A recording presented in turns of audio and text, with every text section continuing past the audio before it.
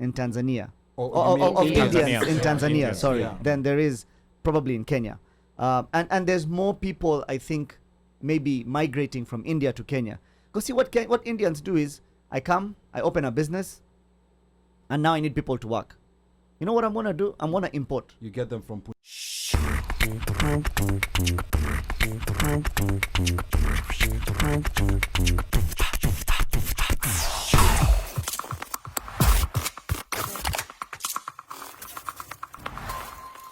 And one of the things I like coming to this interview and interviewing other fellow Kenyans is because my experience is totally different from what other people experience in Kenya as well. Right. So like Machakos Girls is where I grew up in Machakos. I normally say if there was a Machakos University, I would have gone to it, but I think they just have it now, maybe. But anyway, Machakos Girls. So we had this girl. She was Indian, but it was a boarding school. She's still Indian. She's still Indian. Yes, thank you. She's Indian. She's Indian. It was a boarding school, but she was the only one that was made to just do the day scholar only. Oh, really? Yeah. So I've never heard of that before. I know. So for me, and then also like even trying to make friends with Kenyan Indians in Machakos was really hard because they were very segregated. They only do their things. They only come for what was common for us, like the school part, religion, whatever, and playing together. That was very, very segregated. So like this is very interesting to hear that you actually join them beyond the common things that you do together. Right. And so growing up, we did a lot of the Indian things with our family. And then I find we also did a lot of the Kenyan things with our kids. So I came to find out, like, my father, my uncle, a lot of their close friends were not actually Indians. Okay. I'm not saying they did not have Indian friends. They did. Yeah. But a lot of their friends were also Kikuyus, Kalenjins, Luyas, like other Kenyans, right? Yeah. So we, growing up, we had Uncle Karanja. We had his kids that we would play with. We had this and that. So, and then in our school, we had friends who are from all different walks of life. Okay. I know some of my very close friends were Giriama. Some of them were Muslims, like Arab Muslims. Some of them were Kikuyus. Some of them were Luos, and Indians as well. Yeah. Like one of my cousins was in my class as well. So we had this group of friends that were, and then even in the Indian community, there's a variation, right?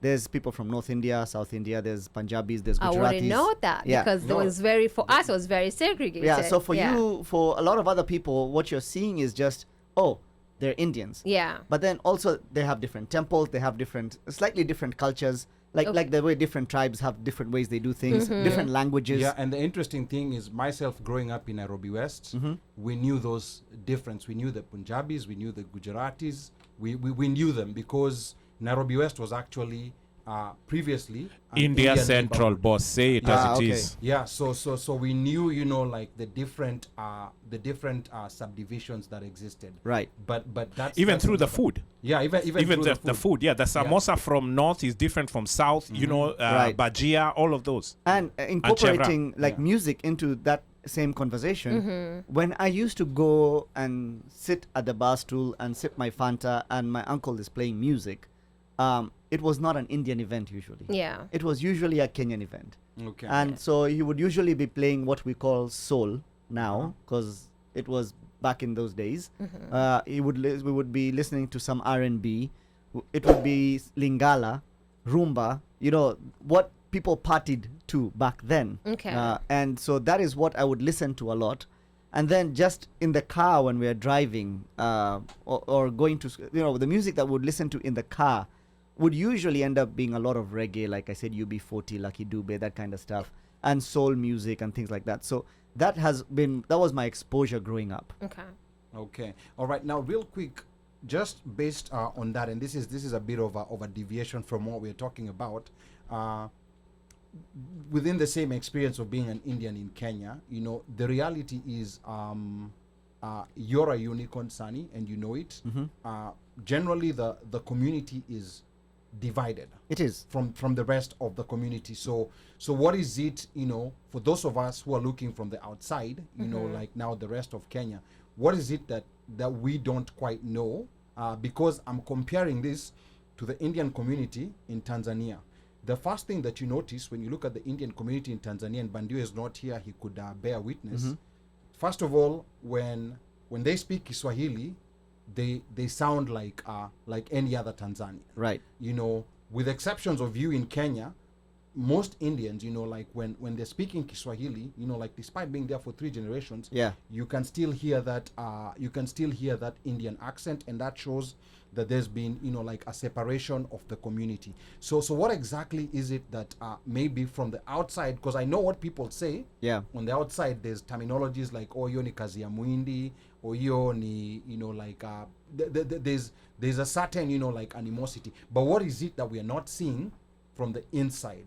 Why has the society been that insular amongst themselves from the rest of Kenya? So there's a couple of reasons behind that. Okay. One, most of the Indians, like all the Indians you see in Kenya, there's Indians that are first generation.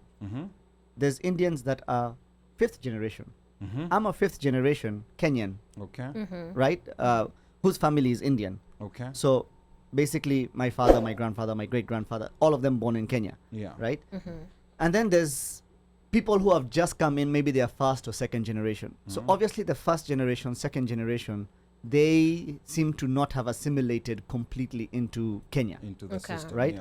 And then there are some people that have been there for so long, like they don't even identify as anything other than Kenyan. And so then there's the in-between.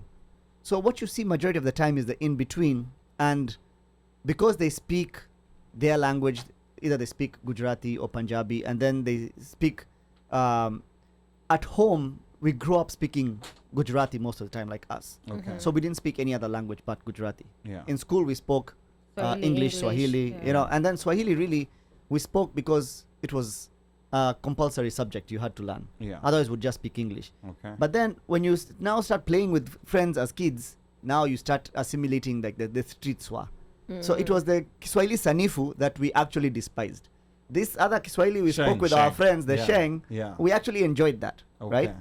But so there is the difference. Now Tanzania is very interesting in that I would think, and I don't know this for a fact, that there's more longer generation of Kenyans in Tanzania, of Indians in Tanzania, sorry, than there is probably in Kenya. And there's more people, I think, maybe migrating from India to Kenya. Because see, what Indians do is, I open a business, and now I need people to work. You know what I'm going to do? I'm going to import. You get them from Punjab. Yeah, from anywhere in India, wherever my village is. I'll tell them, yo, I've become successful, I've opened a business, come and work. Now you migrate, and then you just stay within that community, and you don't move away from it and don't assimilate. So you because there is a big community. So unless you make an effort to actually assimilate into the Kenyan community, you really don't have to, because you can stay within your bubble, and you can go shopping within your bubble, you can socialize within your bubble, you can do everything within your bubble. Same thing here. Same thing when we immigrate here, sometimes it's like the people who really don't even make friends with the rest of America. They can stay within the Kenyan community if they want. And I think also what led to most of this is what happened during colonization, because remember, during colonization there was a color separation of people. So when they brought in the Indians to come and work on the railway, and then they stayed behind, and even if you see at companies like KPA, they had like special quarters for them. Like there's an estate in Changamwe, Mombasa, not Makande, Mombasa.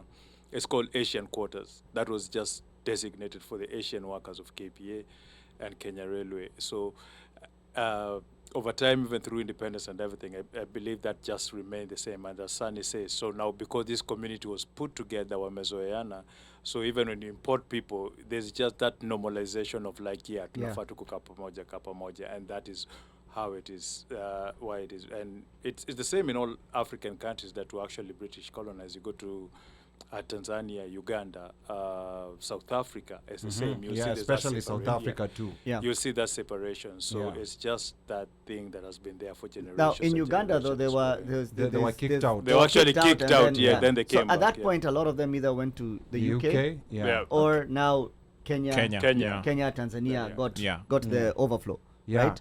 And there's someone here who's making a comment. Her name is Junoburu, and she says, "Hi, baby daddy." Aye? Yeah. Hi, baby mama. Okay. All right. But